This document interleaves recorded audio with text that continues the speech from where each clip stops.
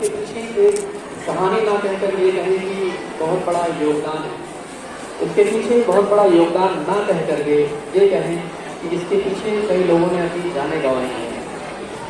ये आज का दिन 26 जनवरी गणतंत्र दिवस, यानी कि हम एक रिपब्लिक देश बन गए, ऐसा देश जिसके पास अपना खुद का लिखित संविधान है, यानी कि उसके पास अपने कायदे कानून हैं। देश की आज़ादी के बाद 47 के बाद हमारे कानून को, संविधान को, रूल्स रेगुलेशन को लिखने में करीब 3 साल लग गए, या यूँ कहें 12 दिन कम 3 साल, 2 साल 11 महीने और 18 दिन लग गए।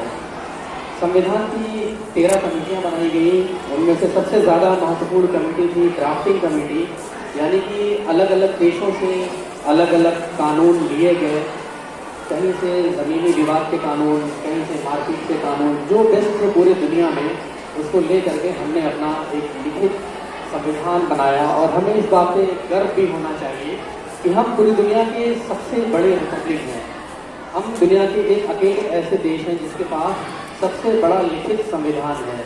तो मैं ये बता रहा था, सन 1947 15 अगस्त का दिन आज़ाद हुए, और आज़ादी के पहले का भारत, ये हमें समझना होगा। अगर हमें आज़ादी का महत्व समझना है तो बहुत ज़रूरी है कि हमें गुलाम भारत की कुछ झलकियाँ पता रहें।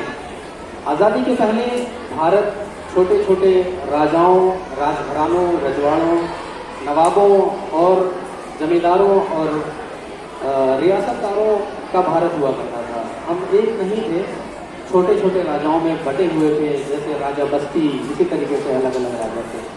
अब हमें ये देखना होगा कि पढ़ाई का, शिक्षा का क्या महत्व है हमारी आज़ादी से और हमारी गुलामी में पढ़ाई का कहाँ योगदान है। जब हमारा देश छोटे छोटे राजाओं में, नवाबों में, रियासतों में, जमींदारों में बटा हुआ था, तब एक वक्त आया जब अंग्रेज आए, और उस वक्त अंग्रेज़ों के पास अच्छी टेक्नोलॉजी थी, लोगों को मारने की अच्छे अच्छे उनके पास औजार थे, या यूँ कहें उनकी मारक क्षमता हमसे कई ज़्यादा अच्छी थी।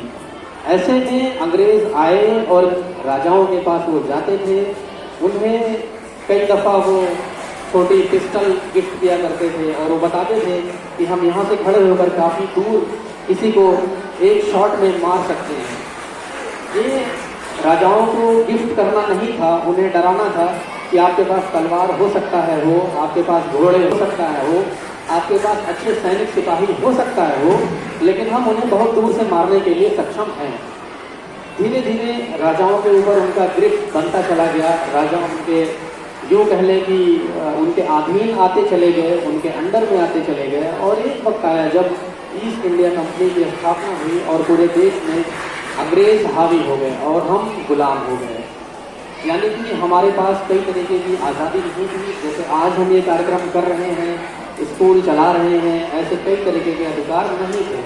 वो अंग्रेज अधिकारियों से परमिशन लेने के बाद ही आप शिक्षा का काम कर सकते थे, कहीं आप विरोध कर सकते थे, धरना कर सकते थे, और बहुत सारी चीज़ें, ज़मीनें, आपका कारोबार, आपकी खेती, यानी कि हर वो काम आपको करने से पहले कहीं ना कहीं अंग्रेज़ों से इजाज़त लेनी पड़ती थी।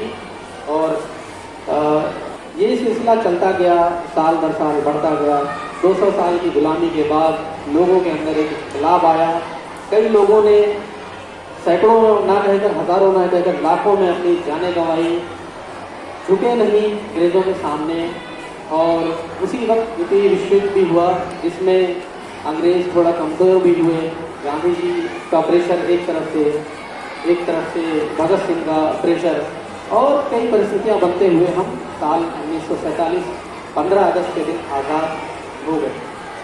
तो जब भी हम ऐसे कार्यक्रम को करते हैं शैक्षणिक संस्थानों में, स्कूलों में, ऑर्गेनाइजेशन में, तो हमें सिर्फ ये नहीं समझना चाहिए कि हमें फ्लैग होस्टिंग करना है और आज का दिन 26 जनवरी था और मिठाई खाई हमने, कुछ नाच गाना किया और ख़त्म।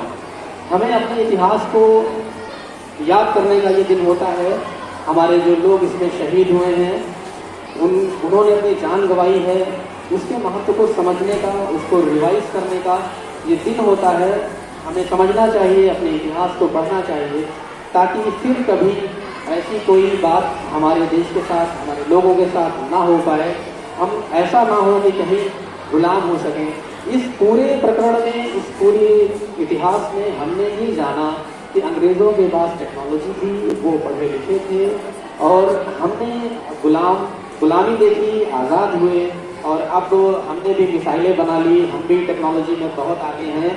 तो मेरा सिर्फ ये कहना है कि आप पढ़िए, शिक्षा ही एक ऐसी चीज़ है जो आपको आज़ादी दिला सकती है। अगर आप पढ़े लिखे नहीं रहेंगे, आपको अपने अधिकारों के बारे में नहीं पता रहेगा, आप सिर्फ ये जानेंगे कि हमें दिहाड़ी करनी है, मजदूरी करनी है, अपना पैसा देना है और सो जाना है, आपको पॉलिसीज़ के बारे में नहीं बताया जा पाएगा, शिक्षा से दूर रखा जाएगा। ऐसी बहुत सारी चीज़ें लोग अपने अपने छोटे से हितों के लिए पूरे देश का, पूरे राष्ट्र का अहित करते हैं, नुकसान करते हैं।